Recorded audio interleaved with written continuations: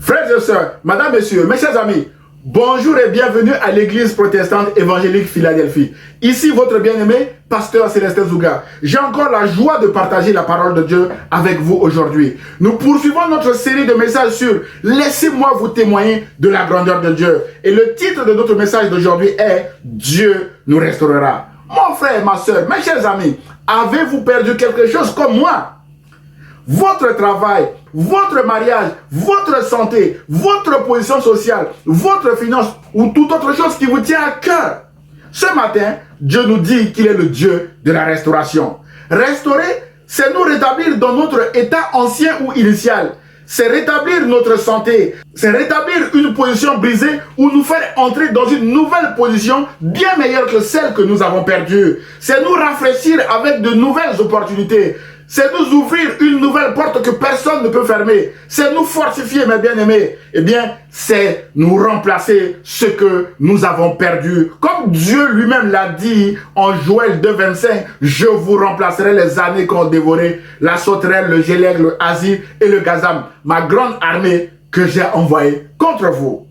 Mes chers amis, madame, monsieur, frères et sœurs, David, l'homme selon le cœur de Dieu, savait de quoi il parlait quand il disait dans son célèbre psaume 23 au verset 3 que l'Éternel restaure mon âme. Il me conduit dans les sentiers de la justice à cause de son nom. Mes bien-aimés dans le Seigneur, on souligne à cause de son nom. Nous en déduisons, mes bien-aimés, que l'Éternel est celui qui restaure son peuple, non pas à cause de ses mérites, mais uniquement à cause de son nom, c'est-à-dire par la grâce qui est une faveur imméritée de Dieu.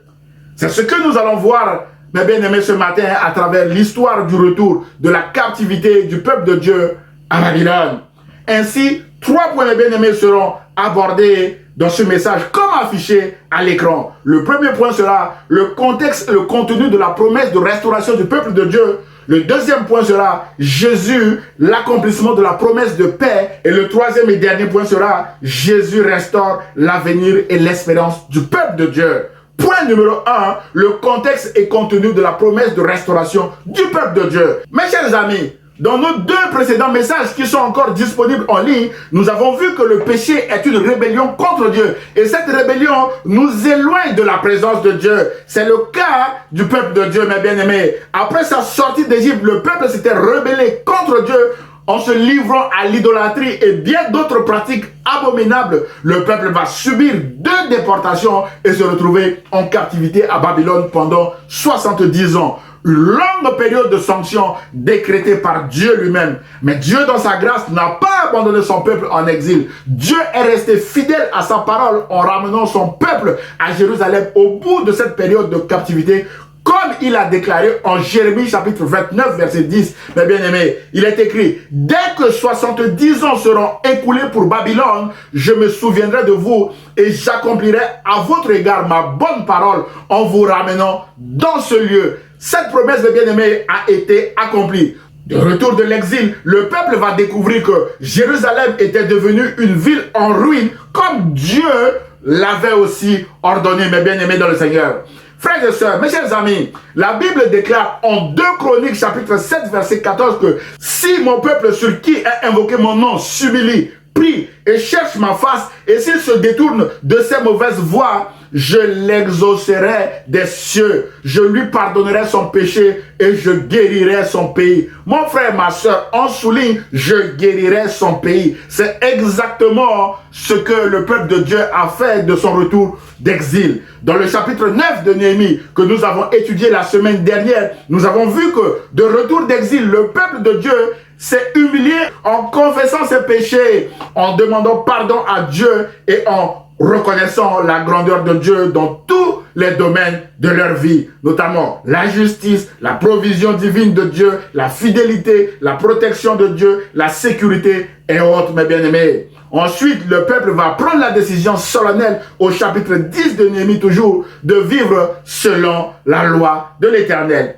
Frères et sœurs, mes chers amis, pour restaurer la ville de Jérusalem, Dieu a suscité Esdras pour reconstruire le temple et rétablir l'ordre politique et religieux, alors que Néhémie sera lui en charge de la reconstruction des murailles de la ville et donc de la sécurité du peuple. Voilà le plan de Dieu pour la restauration de la ville de Jérusalem. Alors, quel était le plan de Dieu pour la restauration maintenant de son peuple?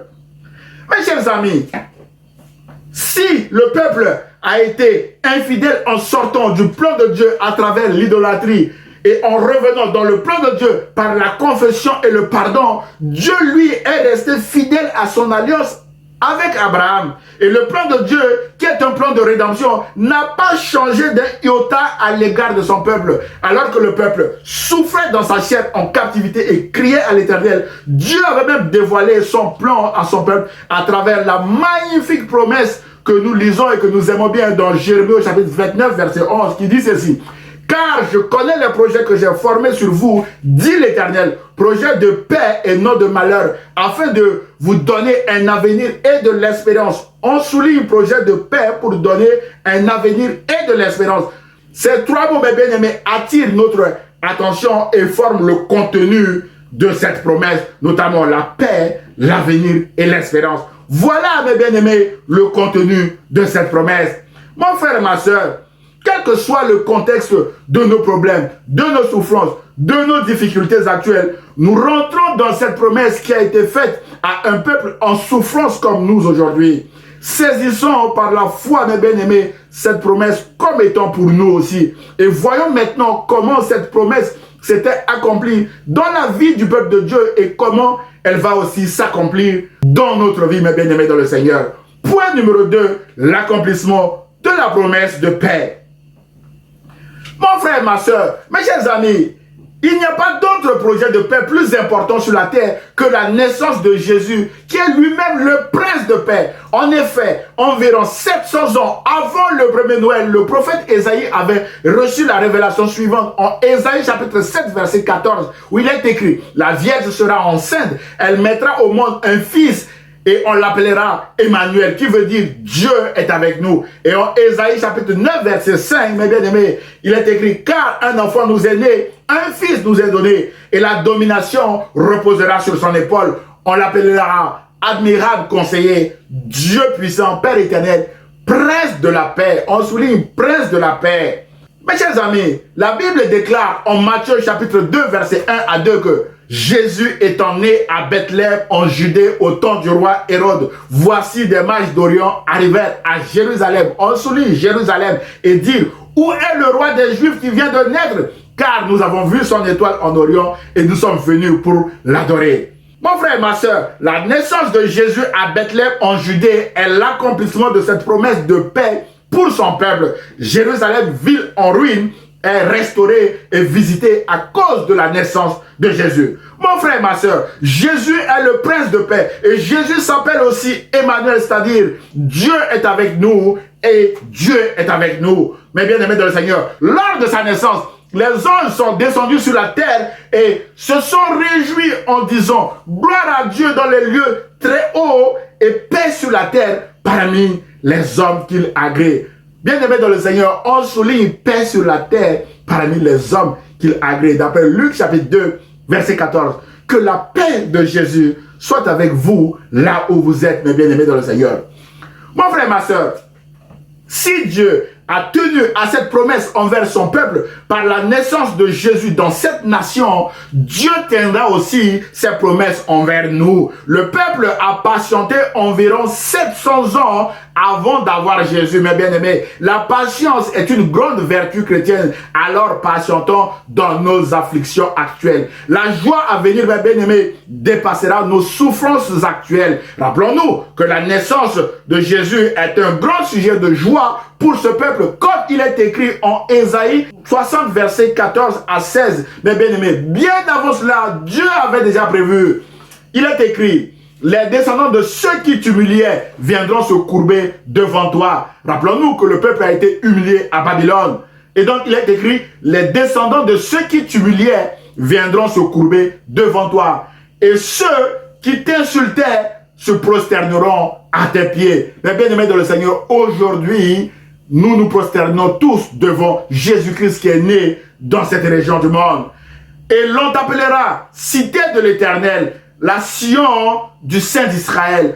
Tu étais délaissé, haï, nul ne passait chez toi, mais je ferai de toi un sujet de fierté à tout jamais et un sujet de joie pour toutes les générations. Mon frère et ma soeur, Jésus est un sujet de joie pour toutes les générations. Verset 16, les nations et les rois te nourriront au sein et tu sauras que ton sauveur c'est moi, c'est l'Éternel, que ton libérateur c'est le Dieu puissant de Jacob. Mon frère et ma soeur, le sauveur du monde, le libérateur des opprimés est né en Judée et fait la fierté de ce peuple comme Dieu l'avait promis. Jésus lui-même a déclaré aux Juifs, mes bien-aimés dans le Seigneur, en Jean chapitre 8, verset 56, qu'Abraham, votre père, a tressailli de joie de ce qu'il verrait mon jour. Il l'a vu et il s'est réjoui, mes bien-aimés dans le Seigneur. Sur cette parole, les Juifs ont voulu lapider parce qu'il était beaucoup plus jeune qu'Abraham. Et Jésus a dit que avant que Abraham fût,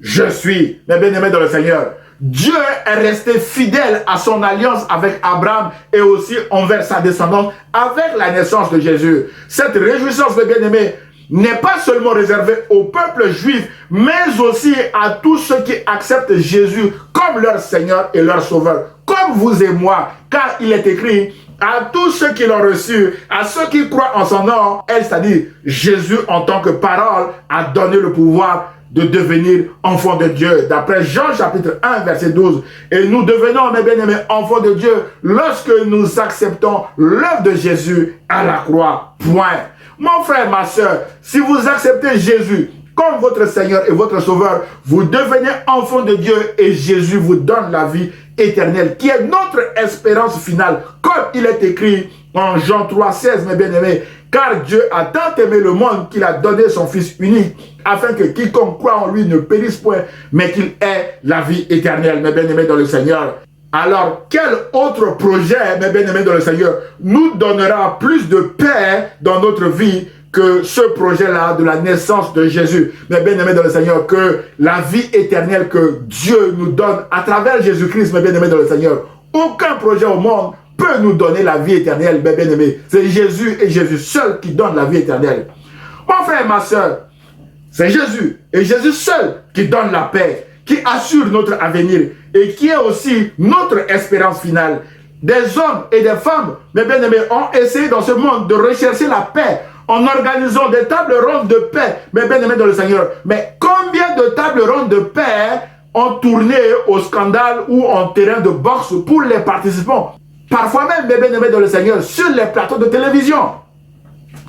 Combien de résolutions de paix ont été votées à l'ONU pour préserver la paix dans le monde? Et pourtant encore, nous manquons de paix dans le monde, mes bien-aimés dans le Seigneur. Selon les statistiques de l'ONU, le nombre des résolutions de paix est passé de 15, mes bien-aimés, en 1946 à 2617 résolutions de paix en fin décembre 2021. Ce chiffre, mes bien-aimés, insinue que le nombre de conflits dans le monde augmente d'année en année. Aujourd'hui encore, il y a des conflits autour de nous, mes bien-aimés dans le Seigneur. Voilà le résultat de la paix que le monde recherche sans Jésus. Mon frère, ma soeur, la Bible déclare que Jésus est le prince de paix. C'est Jésus qui nous donnera la paix dans notre pays, dans notre société, dans notre famille, dans notre travail, dans notre mariage et dans tout ce que nous entreprendrons.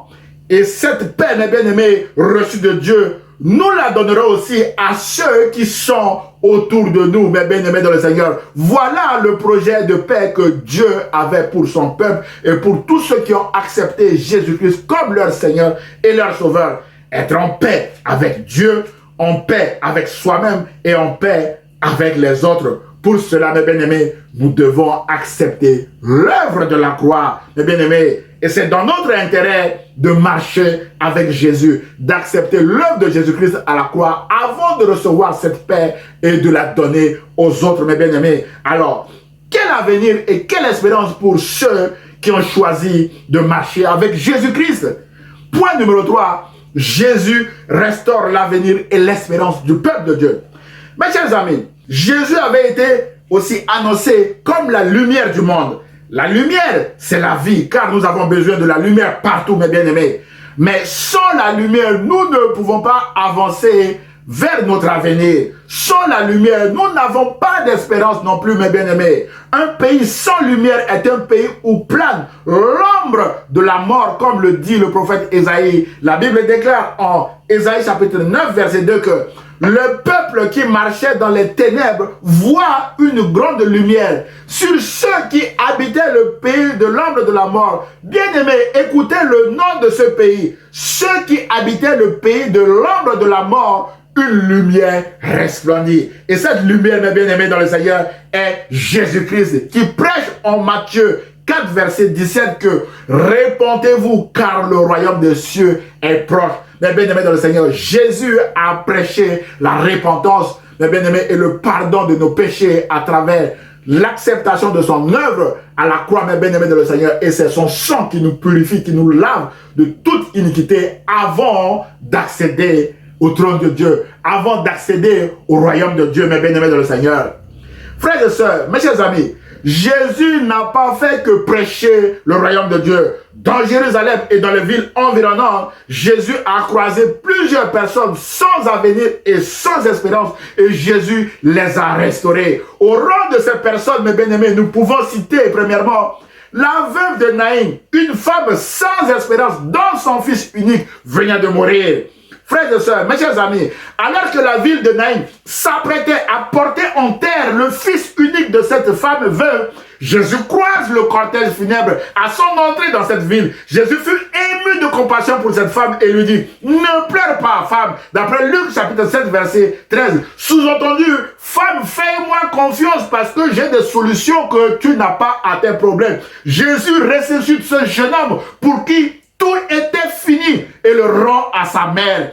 Tous ceux qui ont assisté à ce miracle ont glorifié Dieu en disant « Un grand prophète est apparu parmi nous. Dieu est venu prendre soin de son peuple. » Luc chapitre 7, verset 16. Jésus a transformé ce cortège de deuil en cortège de louange et a remplacé le vêtement de larmes de cette femme en vêtement de fête, d'espoir et d'espérance. Jésus, mes bien-aimés, a restauré cette femme et aussi son fils. Mon frère, ma soeur, peut-être qu'on est en train de vous porter à terre, mes bien-aimés, sous le poids de vos problèmes, de vos difficultés, de vos souffrances comme moi. Jésus veut vous donner de l'avenir et de l'espérance en vous tendant la main à travers ce message. Acceptez-vous de recevoir l'aide de Jésus, mes bien-aimés. Alors, acceptez Jésus comme votre Seigneur et votre Sauveur et vous verrez la gloire de Dieu s'accomplir dans votre vie. Et vous témoignerez également de la grandeur de Dieu. Une autre personne que Jésus a restaurée, mes bien-aimés dans le Seigneur, Bartimée, le fils de Timée. Mes chers amis, alors que la foule rabrouait Bartimée, un aveugle mendiant, un souligne mendiant, qui interpellait Jésus lors de son passage à Jéricho. La Bible déclare en Marc chapitre 10, verset 49 à 53 que Jésus s'arrêta et dit, appelez-le. Ils appelèrent l'aveugle en lui disant, prends courage, lève-toi, il t'appelle. L'aveugle jeta son manteau et se levant d'un bond, vint vers Jésus. Jésus, prenant la parole, lui dit, « Que veux-tu que je fasse pour toi ?» Rabboni, lui répondit l'aveugle, « Que je recouvre la vue. » Et Jésus lui dit, « Va, ta foi t'a sauvé. » Aussitôt, il recouvra la vue et suivit Jésus dans le chemin. Marc chapitre 10, verset 49 à 53. Mon frère, ma soeur, quel manteau portez-vous en ce moment, mes bien-aimés dans le Seigneur? Manteau de la maladie, manteau de chômage, manteau de divorce, manteau de célibat. Prenez courage, levez-vous. Jésus vous appelle, mes bien-aimés. Jésus veut vous guérir et vous restaurer aussi comme Bartimée. Alors, là où vous êtes maintenant, mes bien-aimés dans le Seigneur, dites tout simplement à Jésus ce que vous voulez que Jésus fasse pour vous. En 3 mots, comme Bartimée, je veux voir. Et je prie que Jésus vous accorde cette grâce, vous accorde ce que votre cœur désire maintenant, mes bien-aimés dans le Seigneur. Une autre famille brisée que Jésus a restaurée, c'est la famille de Lazare. Mes chers amis, alors que Jésus était absent de Béthanie, son ami Lazare était mort. Ayant appris cette nouvelle, Jésus arrive à Béthanie 4 jours plus tard. Jésus pleure avec les 2 sœurs du mort, Marie et Marthe. Jésus veut aussi, mes bien-aimés, pleurer avec vous ce matin à cause de vos souffrances. mes bien-aimés, mais surtout, il veut aussi vous restaurer comme il a restauré cette famille. La Bible déclare en Jean chapitre 11, verset 38 à 44 que Jésus se rendit au sépulcre. C'était une grotte et une pierre était placée dessus. Jésus dit, ôtez la pierre. Marthe, la sœur du mort, lui dit, Seigneur, il sent déjà, car il y a 4 jours qu'il est là. Jésus lui dit, ne t'ai-je pas dit que si tu crois, tu verras la gloire de Dieu? Ils ôtèrent donc la pierre et Jésus, levant les yeux en haut, et dit, Père, je te rends grâce de ce que tu m'as exaucé. Jésus remercie son Père avant même que le mort sorte, mes bien-aimés. Jésus dit ceci, pour moi, je savais que tu m'exauces toujours, mais j'ai parlé à cause de la foule qui m'entoure, afin qu'ils croient que c'est toi qui m'as envoyé. Ayant dit cela, il cria d'une voix forte, Lazare sort, et le mort sortit, les pieds et les mains liés de bandes, et le visage enveloppé d'un linge. Jésus leur dit, déliez-le et laissez-le aller. Mon bien-aimé dans le Seigneur, vous êtes en ce moment enchaîné. Jésus dit, déliez-le, bien-aimé dans le Seigneur, et les gens qui étaient là l'ont délié. Frères et sœurs, plusieurs des Juifs qui étaient venus voir Marie et qui virent ce que fit Jésus crurent en lui. Mon frère, ma sœur, quelle que soit votre situation, si vous croyez en Jésus, vous verrez aussi la gloire de Dieu s'accomplir dans votre vie. Jésus veut vous restaurer comme il a restauré, mes bien-aimés, cette famille en larmes, en pleurs. Mes chers amis, nous voulons aussi souligner ici le cas de Jairus, un chef de la synagogue, un pasteur, entre guillemets, un homme sans espérance qui vient se jeter aux pieds de Jésus pour lui demander d'aller guérir sa fille malade. Alors qu'ils étaient en chemin et que Jésus était encore en train de guérir une femme à la perte de sang depuis 12 ans en parlant, en papotant encore avec elle, la Bible déclare que comme il parlait encore sur verre de chez le chef de la synagogue, des gens qui disent, ta fille est morte, pourquoi importuner davantage le maître? Autrement dit, ne dérange plus le maître, l'irréversible est là, ta fille est morte, c'est fini, il ne peut plus te restaurer. Mais Jésus, mes bien-aimés, écoutez ceci au verset 36, mais Jésus, sans tenir compte de ses paroles, Jésus ne tient pas compte des paroles des messagers de malheur, mes bien-aimés dans le Seigneur. Jésus, sans tenir compte de ses paroles, dit au chef de la synagogue, ne crains pas, crois seulement. Jésus va ressusciter la fille de 12 ans et va la remettre, mes bien-aimés, à sa famille. D'après Marc chapitre 5, verset 20 à 42. Waouh! Quelle restauration, mes bien-aimés dans le Seigneur. Frères et sœurs, mes chers amis, Jésus a également nourri plus de 5000 personnes qui avaient faim, mes bien-aimés dans le Seigneur.